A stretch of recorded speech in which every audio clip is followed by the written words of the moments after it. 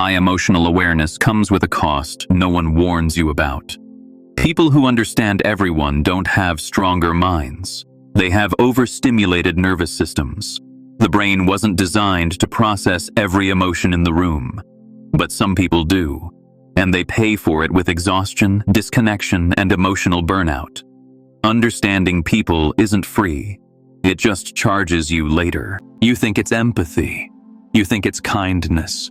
You think it's your gift. But here's the truth no one tells you. Every time you absorb someone else's pain, your nervous system pays the bill. You process their sadness, their anxiety, their anger, and pretend you're fine because that's what strong people do. But strength without rest isn't strength. It's self-erasure.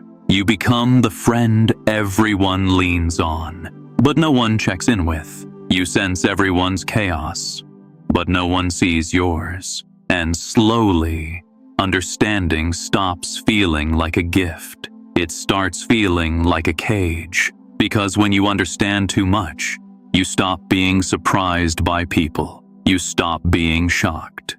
You start expecting disappointment, and you call it wisdom. But it's not wisdom, it's fatigue. Carl Jung once said, "Knowing your own darkness is the best method for dealing with the darkness of others." The problem is, you never get to rest from other people's shadows long enough to face your own. You're not tired because you care too much. You're tired because you've been carrying too much. And that's the hidden cost of understanding everyone.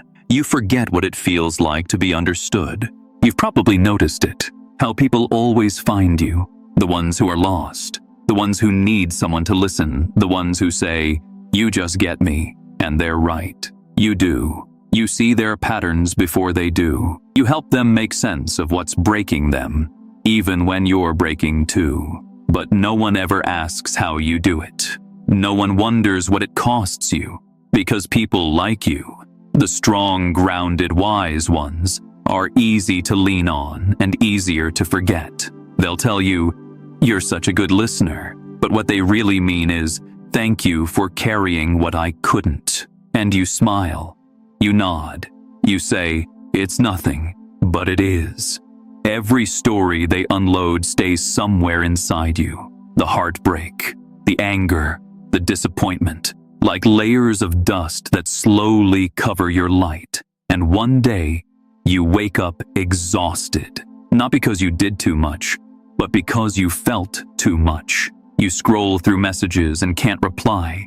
You hear your name and want silence. You sit with people you love and still feel like you're not there. That's not depression. That's emotional debt. You've spent years paying for everyone else's peace with your own. But here's what nobody told you. It's not your job to heal everyone you understand. Empathy doesn't mean endurance. You can care deeply and still have limits. You can love people without becoming their container. Because you're not the dumping ground for brokenness. You're the proof that sensitivity can survive in a world that forgot how to feel. So breathe.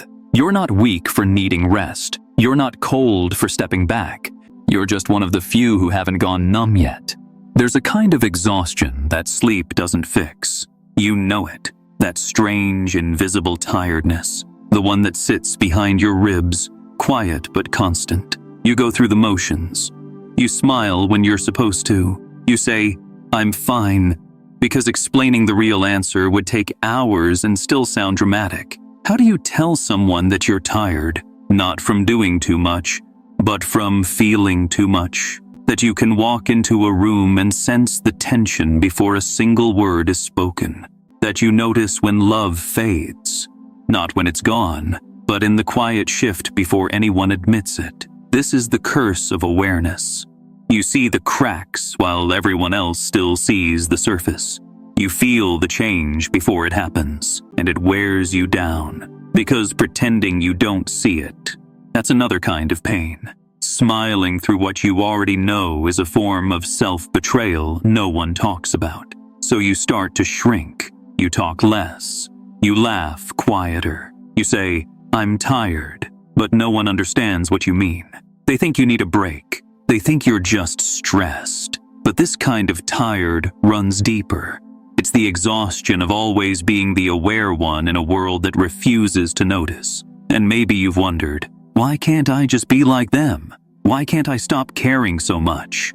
Why can't I stop noticing everything? But that's not who you are. You were built to see, to sense, to feel. It's not a flaw, it's a frequency. And while it isolates you, it also connects you to something real, a depth most people will never touch. You're not broken because you notice too much. You're just living in high definition in a world that prefers low resolution. So don't curse your awareness. Learn how to rest inside it. Because this depth, this way of seeing, it's not what's destroying you, it's what will save you once you learn not to drown in it. You can't turn it off, you can't unfeel, you can't unknow. And honestly, you shouldn't try to, because your sensitivity isn't the problem. Your lack of boundaries is. The truth is, deep feelers were never meant to absorb everything. You were meant to translate emotions, not swallow them. To witness pain, not wear it. But somewhere along the way, you started mistaking empathy for responsibility. You started believing that being kind means being available, that being aware means being on call, that being loving means being drained. And that's where the burnout begins. So here's what no one tells you. You don't protect your peace by becoming cold. You protect it by learning what deserves your energy. You start by pausing, before you rush to fix, before you comfort, before you carry. Ask yourself, is this mine to hold? If the answer is no, breathe and let it pass through. Because not every cry needs your shoulder. Not every silence needs your presence. Not every storm needs your umbrella. Sometimes compassion means letting people face their rain so they can learn how to walk through it. Dr. Elaine Aron, who studied sensitivity for decades, said something powerful. The more open your system, the more crucial your boundaries become. That's not selfish. That's survival. You can be kind without collapsing. You can love without losing yourself. You can understand people deeply without carrying the weight of their entire world. The moment you stop absorbing everything, you stop mistaking pain for purpose. You stop confusing exhaustion with empathy, and you realize the world doesn't need you to fix it. It just needs you to stay whole. Because when you protect your depth, you don't go numb, you go clear. And clarity, that's what makes your empathy powerful instead of painful. You were never weak for feeling deeply.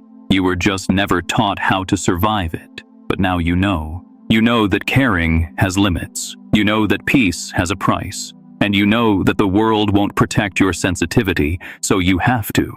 Because the same heart that breaks easily is also the one that loves fearlessly. The same awareness that exhausts you is what makes you wise beyond your years.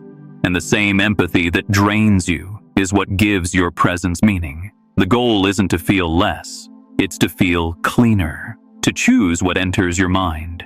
To protect the soft parts of you like something sacred, because they are. You'll start noticing how different life feels when you stop apologizing for your depth, when you stop explaining your silence, when you stop rushing to be understood and start valuing your own understanding. You'll attract calmer people. You'll start hearing your own voice again. And maybe for the first time in years, you'll feel light. Because when you stop carrying the world, you finally have the strength to build your own. Alan Watts once said, "To be light in the darkness, you must not fear your own shadow." You're not here to harden. You're here to hold your softness without letting it destroy you. To see clearly without losing faith in what's good. To love deeply without forgetting yourself. So if you've ever felt too sensitive, too aware, too tired, you're not alone. You're just awake in a world that's half asleep.